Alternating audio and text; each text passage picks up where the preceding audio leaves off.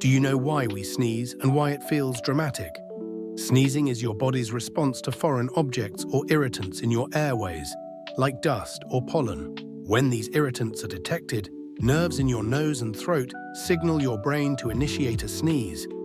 This powerful blast of air is designed to forcefully expel the unwanted material, clearing your airways.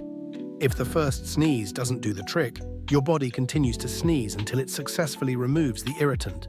Think of it as the body's only tool for dealing with airway problems, a sudden dramatic burst of air.